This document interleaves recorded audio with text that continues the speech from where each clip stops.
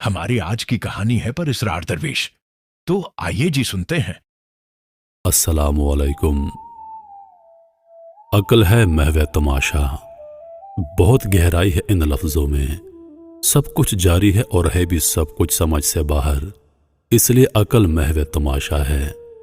अल्लाह पाक की इस कायनात में उस पाक रब को सबसे ज़्यादा अजीज़ अपने बंदे हैं। वो किसी की अमीरी नहीं देखता, ना उसका रंग, ना नस्ल और ना ही ज़ुबान। जो उससे जब जहाँ जिस ज़ुबान में और जिस हाल में मांग ले, वो अपने बंदे को अता करता है। इसलिए तो किसी का दिल दुखाने से सख्त मना किया गया है, क्योंकि दुखी दिल की आह सातों आसमानों को चीरती अल्लाह तक पहुंच जाती है। किसी का दिल दुखाना ऐसा है जैसे किसी को नाहक कत्ल करना। आपके ज़ौक़ की तर्जुमानी के ऐन मुताबिक हम एक ऐसी कहानी लेकर पेश हुए हैं जो आप सभी को एक बार फिर हैरत में डाल देगी। तक़सीम बर-ए-सग़ीर पाक व हिंद से पहले का वाक़या है, जब पाकिस्तान और हिंदुस्तान एक सरजमीन में हुआ करते थे। किताबों की दुनिया से ली गई ये कहानी एक बड़े आर्मी ऑफिसर के साथ पेश आने वाले सच्चे वाक़े पर मबनी है। बहरहाल इसका हकीकत की दुनिया से कितना ताल्लुक़ है वो हम खुद भी नहीं जानते। हाँ, लेकिन हमारे तवज्जो का मरकज़ इस कहानी में छुपा वो अखलाकी सबक है जिसकी शायद हम सभी को अशद ज़रूरत है। वो अंग्रेज़ मेजर थे। यह अजीब व गरीब सानिया उनके साथ पेश आया था। किसी को भी आज तक इस बात पर यकीन नहीं आता। वो एक पुरस्कार आदमी था, अचानक कहाँ से आया और कहाँ चला गया। शायद उनकी तकदीर के लिखे को सच करने के लिए ऊपर वाले ने उनकी आजमाइश बनाकर भेजा था। मेजर साहब ने उसका दिल दुखाया। न सिर्फ इतना बल्कि उससे बदसलूकी से पेश आए। वो दरवेश अनजानी ताकतों का महवर था। उसने भूखे पेट और दुखी दिल से मेजर साहब को बद्दुआ दी थी। औलाद भी माँ बाप का किया भुगतती है, लिहाजा उनकी बीवी और बेटी भी उस बद्दुआ की लपेट में आ गए। और अब हम आप सभी के साथ उस वाक़े को शेयर कर रहे हैं। यह बहार की एक पुरसुकून सुबह थी। मेजर जॉर्ज हाथ में आज के दिन का अखबार था में लान में बैठे हुए थे। चूंकि वो अंग्रेज़ों की आर्मी के आला ओहदे पर फाइज थे, लिहाजा उनको शाहाना घर मिला हुआ था। उनके घर के इर्द गिर्द और भी कई ऑफिसर्स के घर थे, लेकिन वो दरवेश सीधा मेजर साहब के घर आया। वो अखबार पढ़ने में मगन थे कि किसी के आने की आवाज़ से चौंक पड़े। देखा तो एक स्याह रंग का काला दरवेश फटे पुराने कपड़ों में बलबूस, हाथ में कासा और एक बड़ा सा साथा में खड़ा है। मेजर साहब को उसकी यूं बिलावजह आमद पर सख्त गुस्सा आया और वो एकदम खड़े हो गए। कौन हो तुम और क्या चाहिए? मेजर साहब हिंदी और उर्दू मिक्स जुबानें बोल लेते थे। दरवेश ने कहा, साहब मैं भूखा हूं, 1 महीने से सफर में हूं, कोई ठिकाना नहीं है। मैं तुमसे कुछ नहीं मांगता, बस खाने को कुछ दे दो। मेजर साहब को उसके काले रंग को देखकर सख्त गुस्सा आ रहा था। वो कुर्सी पर वापस बैठ गए और कहने लगे, जाओ और कहीं और से खा लो। मेरे पास तुम्हारे लिए वक्त नहीं कि मैं अंदर जाऊं और तुम्हारे लिए खाना लाऊं। सुबह सुबह तुमको कोई और नहीं मिला कि परेशान करने यहां चले आए। लेकिन इतना सुनने के बाद दरवेश इसरार करने लगा, साहब अब मुझ में और ताकत बाकी नहीं कि कुछ सफर कर सकूं। चलो चंद सिक्के ही दे दो, इससे तो तुम्हारा कुछ उज़र नहीं होगा। तुम तो बहुत दौलतमंद हो। इतने में मुलाजिम मेजर साहब के लिए चाय और टोस्ट लेकर आ गया। दरवेश ने कह डाला, लाओ ये खाना मुझे दे दो, मैं बहुत भूखा हूं। ये सुनकर मेजर साहब गुस्से से आग बगोला हो गए। कहने लगे, मुझे तुम्हारे साथ वही सलूक करना चाहिए था जो अंग्रेज कालों के साथ करते हैं। मुलाजिम से कहने लगे, इसको यहां से धक्के देकर बाहर निकाल दो। मुलाजिम जूं ही दरवेश की तरफ बढ़ने लगा, उसे एकदम सख्ता सा हो गया और वो एक जगह खड़े का खड़ा रह गया। मेजर साहब कहने लगे, जाओ और इसको बाहर निकाल दो। दरवेश बोला, ये मुलाजिम इस वक्त मेरे मातहत है, मैं जो इसे कहूंगा ये वही करेगा। मेजर साहब ने जल्दी से दरवेश को बाहर निकालने के लिए कुत्ते बुलवा लिए, लेकिन कुत्ते यहां वहां देखकर भौंकते और दरवेश तो जैसे उनको नजर नहीं आ रहा था। मेजर साहब हैरान थे, लेकिन अब दरवेश की तजलील की इंतहा हो चुकी थी। उसे बहुत दुख हुआ اور غصے میں آ کر کہنے لگا، میں تمہیں بددعا دیتا ہوں کہ آج سے ٹھیک 1 مہینے کے بعد تم مجھ سے کھانا مانگو گے۔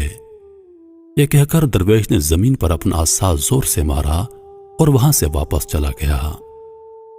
اس کے جانے کے کچھ دیر بعد ملازم اپنی نارمل حالت میں واپس آ گیا۔ میجر صاحب کی بیوی اور بیٹی جب آئے تو انہوں نے انہیں سارے واقعے کے بارے میں بتایا۔ ان کی بیوی کہنے لگی، آپ کو اس کو کچھ کھانے کو دے دینا چاہیے تھا، آپ نے بھی خواہ ضد کی۔ اس کے بعد وہ کچھ دور کرنل صاحب کے گھر پہنچا اور یہی صدا وہاں بھی لگائی۔ وہاں کرنل صاحب کی بیٹی موجود تھی۔ وہ جلدی جلدی کچن میں گئی اور گرم دودھ کا گلاس اور ٹوسٹ لے آئی۔ درویش نے کھانا کھایا۔ وہ بہت خوش تھا۔ اپنے تھیلے سے ایک سفوف کی پڑیا نکال کر لڑکی کو دیتے ہوئے کہنے لگا، اس کو اپنے پاس رکھو، کچھ ہی دنوں میں تمہارے گھر میں کوئی بہت سخت بیمار ہو جائے گا، حتیٰ کہ اس کی جان خطرے میں ہوگی، تم اس سفوف کو نکال کر آگ میں ڈال دینا۔ کرنل صاحب کی بیٹی کو درویش کی پیشن گوئی پر بہت تعجب ہوا کہ کیسے عام سا بھکاری اتنی عجیب بات کہہ سکتا ہے، لیکن خیر اس نے وہ پڑیا لے کر اپنے پاس رکھ لی۔ شام میں کرنل صاحب گھر لوٹے۔ وہ بہت بوجھل چال چل رہے تھے، قریب ہی تھا کہ وہ زمین پر گر پڑتے۔ ان کی بیٹی نے دوڑ کر ان کو سنبھال لیا۔ وہ سخت بخار میں مبتلا تھے۔ ڈاکٹر نے ان کا چیک اپ کر کے بتایا کہ ان کو نمونیا ہو گیا ہے۔ کچھ عرصہ پہلے بھی وہ ٹائیفائڈ کا شکار ہوئے تھے، لیکن اس بار ان کی حالت سخت خراب ہو رہی تھی۔ کرنل صاحب کی بیٹی جین میجر صاحب کی بیٹی کی اچھی دوست تھی۔ جب میجر صاحب کی بیٹی کو جین کے والد کی علالت کا پتہ چلا تو اس نے ان کی عیادت کو جانا چاہا، لیکن میجر صاحب نے ان کو جانے نہ دیا۔ لیکن پھر وہ اگلے روز وہاں چلی گئی۔ 4 ڈاکٹرز کرنل صاحب کے علاج معالجے میں مصروف تھے۔ جن نے میجر صاحب کی بیٹی کو اس پر اسرار درویش کی عجیب پیشن گوئی اور پھر اس کے حقیقت میں تبدیل ہونے کے بارے میں بتا دیا۔ وہ کہنے لگی، ہاں میرے بابا نے بھی اس درویش کی ایسی عجیب صلاحیتوں کا تذکرہ کیا تھا۔ جن نے بتایا کہ اس کے پاس ایک سفوف ہے جسے کہ اس درویش نے مجھے ایسی ہی صورتحال میں استعمال کرنے کا مشورہ دیا تھا۔ میجر صاحب کی بیٹی کہنے لگی، مجھے تو پورا یقین ہے کہ اس سفوف میں کچھ کمال ضرور ہوگا، تم اس کو استعمال کر کے تو دیکھو۔ اس کے بعد جین اپنے والد کے کمرے میں گئی۔ وہاں ڈاکٹر جو اس کے آنے کا انتظار کر رہے تھے وہ کہنے لگے، دیکھیے ہم آپ سے جھوٹ نہیں بولنا چاہتے، لیکن آپ کے ابا آج رات کے مہمان ہیں۔ یہ سن کر جین پریشان ہو گئی اور رونے لگی کہ ماں تو پہلے چل بسی، اگر بابا کو بھی کچھ ہو گیا تو میں کیا کروں گی۔ اتنے میں اسے وہ پڑیا یاد آ گئی۔ وہ ڈاکٹر کو کہنے لگی، آپ بابا کے پاس رہیے گا، میں ابھی آتی ہوں، اور ہاں اگر ان کی طبیعت میں کچھ بہتری آئے تو مجھے بتائیے گا۔ یہ کہہ کر جین وہاں سے چلی گئی اور اپنے کمرے میں جا کر اس نے وہ سفوف آتش دان کی آگ میں ڈال دیا۔ اس کے ساتھ ہی کرنل صاحب کی طبیعت میں واضح بہتری آ گئی اور صبح تک بہت بہتر محسوس کر رہے تھے۔ اس بات پر وہ سب حیران و خوش تھے۔ اب ذرا میجر صاحب پر دوبارہ لوٹتے ہیں۔ اب ان کی باری تھی اپنی غلطی کی سزا بھگتنے کی۔ رات کو وہ پرسکون سوئے۔ اگلی صبح جب بیدار ہوئے تو ان کے گھر میں کوئی بھی ملازم نظر نہیں آ رہا تھا۔ ملازموں کو پکارتے پکارتے وہ ان کے کوارٹر تک پہنچ گئے۔ دروازہ کھٹکھٹایا تو ان کا ملازم باہر نکلا اور کہنے لگا، صاحب میرا بیٹا 2 دن پہلے مجھے ملنے آیا تھا۔ وہ جہاں سے آیا تھا وہاں طاعون کا مرض پھیلا ہوا تھا، اس کو بھی طاعون تھا اور اب مجھے بھی ہو گیا ہے۔ آپ یہاں سے چلے جائیے ورنہ یہ آپ کو بھی ہو جائے گا۔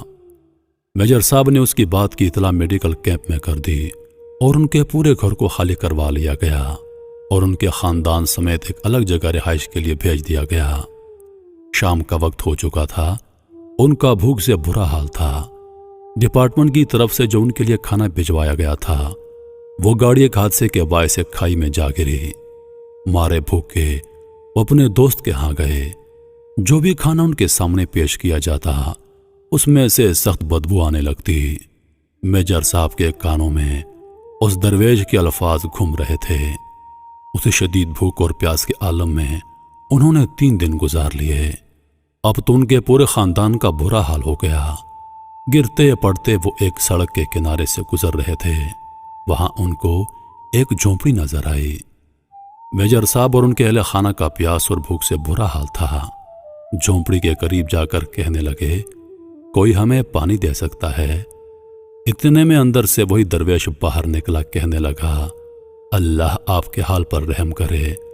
अंदर गया और गर्म दूध और कुछ खाना लाकर उनके सामने पेश कर दिया। वो खाना इतना लजीज था कि मेजर साहब ने उससे पहले इतना लजीज खाना नहीं खाया था।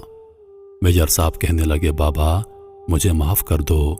दरवेश कहने लगा, अल्लाह तुमसे राजी हो जाए, अब तुम इस मुसीबत से आजाद हो। जब मेजर साहब की जुबानी यह वाक़या लोगों ने सुना तो वहां उस पुरस्कार दरवेश से मिलने आए, लेकिन वहां ना तो दरवेश था और ना ही कोई झोंपड़ी। हत्ता कि उसे पूरे शहर में तलाश किया गया, लेकिन वो कहीं ना मिला। बस अल्लाह फरमाते हैं, हम अपने बंदों को मुख्तलिफ तरीकों से आजमाएंगे। कभी भी किसी साइल से बदसलूकी नहीं करनी चाहिए, क्योंकि हमेशा मांगने वाले से देने वाला बड़ा होता है।